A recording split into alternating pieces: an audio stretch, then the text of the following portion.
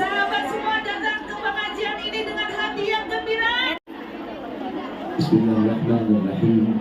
Assalamualaikum warahmatullahi wabarakatuh.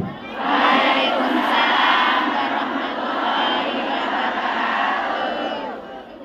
Salam hormat, salam ta'zim kami sampaikan kepada seluruh hadirat pejuang yang insya Allah mudah-mudahan perjuangan ini mendapatkan keberkahan dari Allah.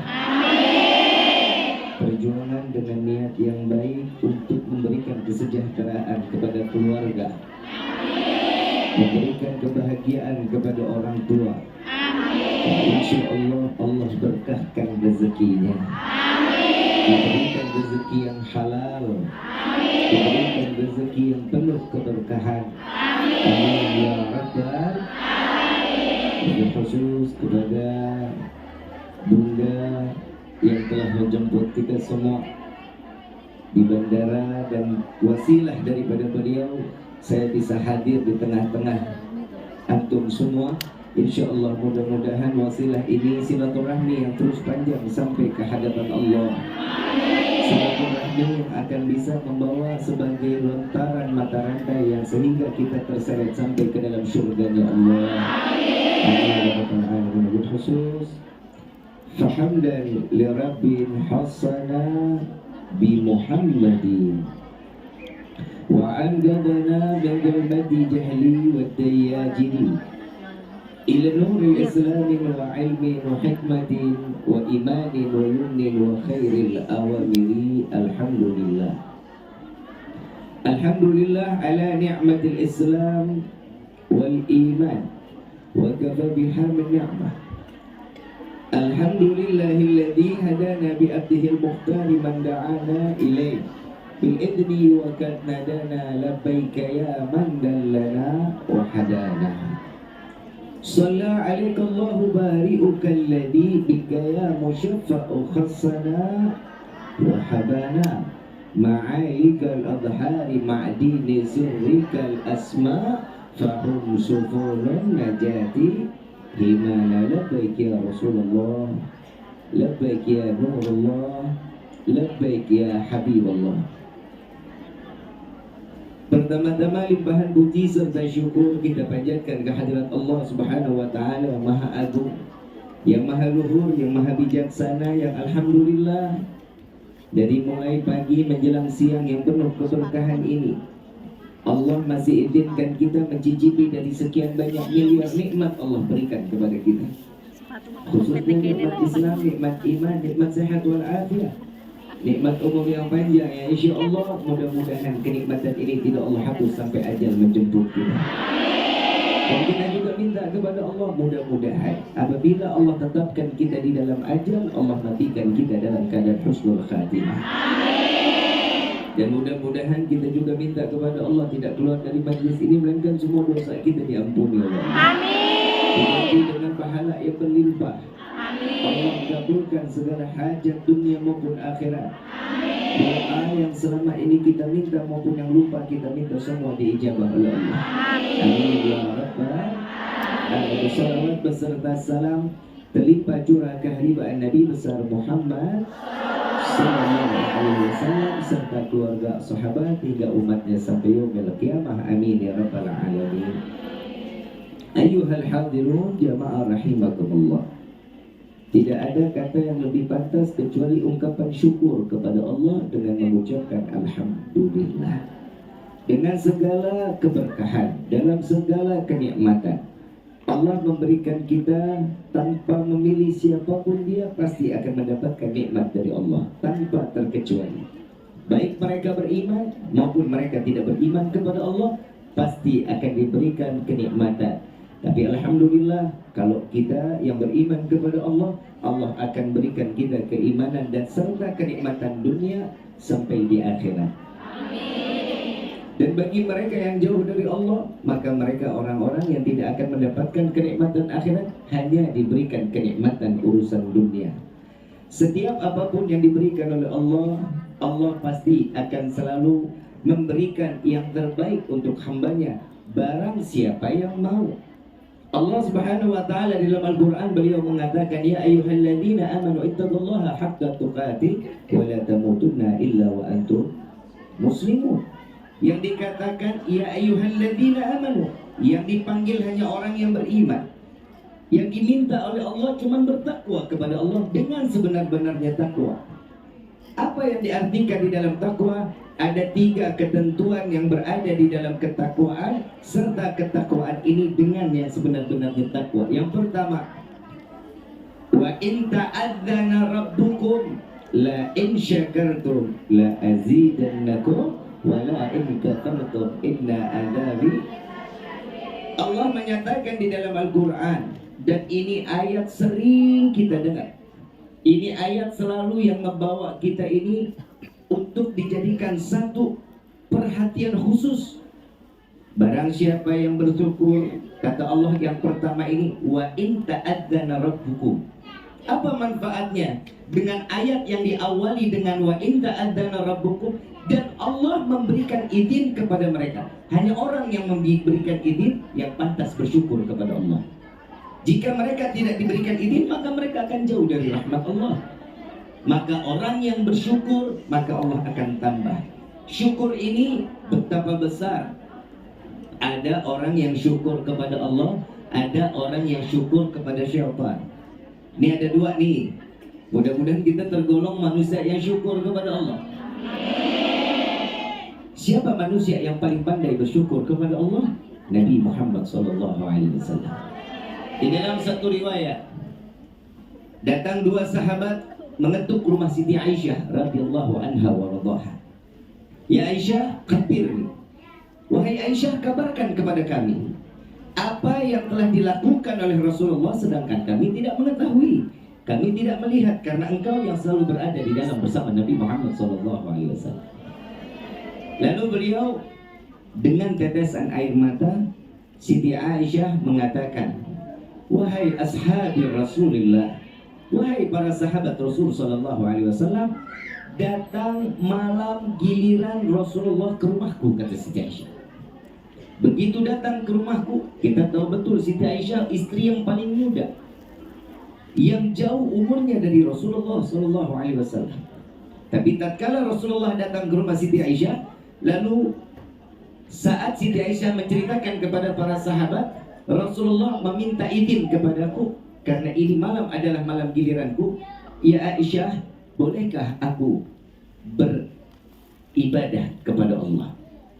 Maka Siti Aisyah mengatakan, wahai Rasulullah, silahkan. Aku adalah manusia yang paling beruntung. Dari masyrik ilal maghrib, dari barat sampai ke timur, mereka berbondong-bondong ingin berdekatan denganmu. Tapi malam ini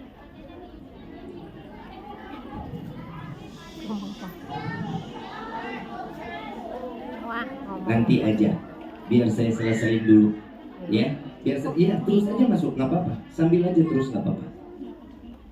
Jamaah kalau bisa ada yang maju, biar jamaah yang di belakang bisa masuk. Agak majuan. Yang di paling belakang yang masih ada selah, silakan masuk, ya. Tasnya di panggung, tas di panggung, tas panggung. Nanti masuk, semua jamaah nanti bisa masuk. Ini memang si sore dimasuk nih pisan kan? Bisa toh. Nggak apa-apa. Yang di dalam pertama antusias dari umat Rasulullah SAW. Kalau bukan karena kita berkumpul karena Nabi, semua ini berkumpul karena cinta, betul? Insya Allah mudah-mudahan cinta ini diabadikan oleh Allah untuk Nabi Muhammad SAW. Saya ulangi, saat dimana sahabat Rasulullah SAW datang kepada Siti Aisyah radhiyallahu anha wa radhaha, lalu beliau mengatakan, khabirni ya Aisyah, kabarkan kepada kami apa yang telah Nabi lakukan di dalam sehingga kami belum pernah bisa melihat apa yang dilakukan oleh Rasulullah SAW. Lalu Siti Aisyah dengan berlinang air mata, beliau mengatakan, datang satu malam Rasulullah giliran datangnya ke rumahku. Saat beliau masuk ke dalam rumahku, beliau mengatakan, ya Aisyah, bolehkah aku menjadi seorang yang beribadah di malam ini untuk Allah? Maka beliau mengatakan, maka silakan ya Rasulullah. Apa aku adalah manusia yang paling beruntung?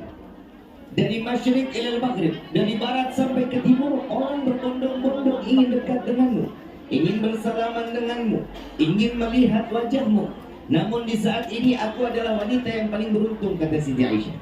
Engkau datang di dalam rumahku, engkau berada di dalam satu kamar bersamaku ya Rasulullah. Bahkan kulitmu bersentuhan dengan kulitku. Engkau tidur di atas dipan bersamaku, bahkan kau satu selimut denganku ya Rasulullah. Ini Siti Aisyah, ini istri yang paling solehah. Sampai Nabi SAW, sebenarnya kalau Siti Khadijah dikasih umur panjang, ada satu hadis beliau mengatakan, jika Khadijah belum dipanggil oleh Allah, maka aku serahkan cintaku seutuhnya untuk Siti Khadijah Kubra. Khusus satu istri. Ini kehebatan Nabi Muhammad SAW.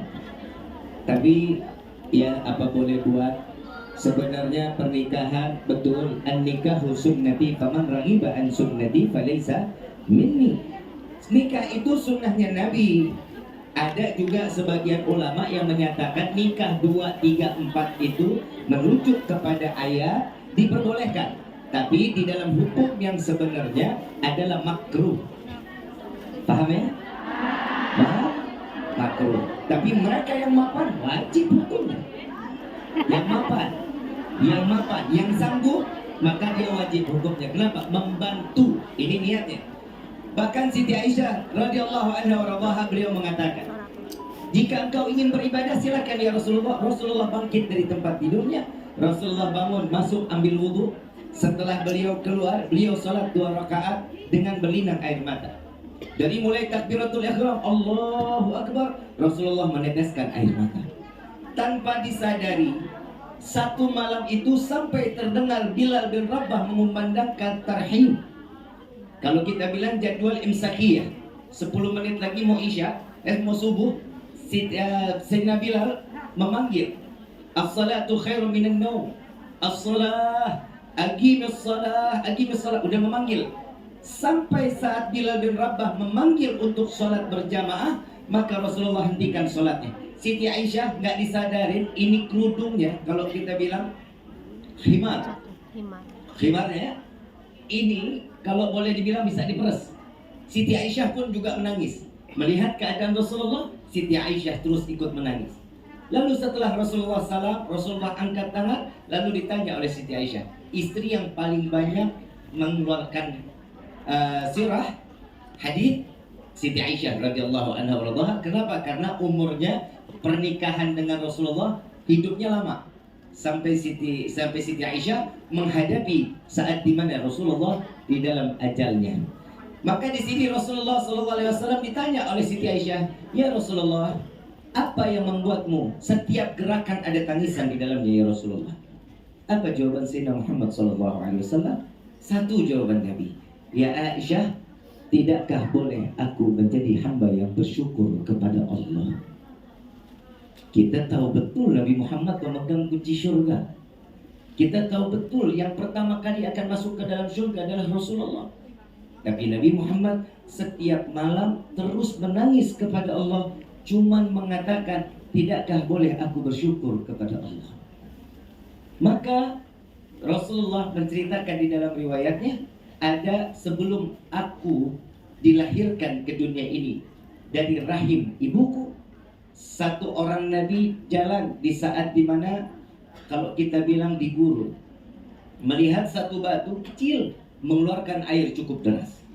Lalu ditanya oleh Nabi tersebut, wahai batu, apa yang membuatmu mengeluarkan air cukup deras? Jawaban batu tersebut, wahai Nabi Allah, sesungguhnya aku mendengar Allah menciptakan surga dan neraka. Dan neraka ini diisi bahan bakarnya manusia dan bebatuan. Maka aku khawatir aku dijadikan bahan bakar api neraka. Batu kecil takut untuk masuk ke dalam neraka. Lalu Nabi Allah tersebut mengangkat dua belah tangan, ya Allah, masukkan batu ini ke dalam syurgamu. Lalu saat setahun berikutnya Nabi Allah tersebut melewati lagi, ngelihat ini batu lebih deras keluar airnya daripada yang lalu. Ditanya lagi, wahai batu, apa lagi yang membuatmu mengeluarkan air cukup deras? Ternyata batu ini menangis. Yang pertama, dia nangis takut untuk dijadikan bahan bakar api neraka. Tapi yang kedua, wahai Nabi Allah, saat ini aku mengeluarkan air mata, aku bersyukur kepada Allah, doamu dikabulkan oleh Allah, dan aku tertulis menjadi penghuni syurganya Allah. Batu bisa syukur kepada Allah. Batu tahu diri kalau dia sebagai hamba Allah. Sekarang saya mau tanya, kita ini hamba Allah apa bukan? Kata siapa? Kata siapa? Kata Ustaz Rifki ya Ustaz. Kita kan kepedean. Betul ya? Kalau kita ngaku kita mah semua hamba Allah, tapi yang dikatakan hamba oleh Allah di dalam Al-Quran jelas di dalam surat Al-Isra ayat pertama. Subhanalladzi asra bi'abdihi. Maha suci Allah yang memperjalankan seorang hamba. Siapa dia? Nabi Muhammad SAW. Nabi yang dikatakan seorang hamba. Nabi saat dikatakan seorang hamba dapat dua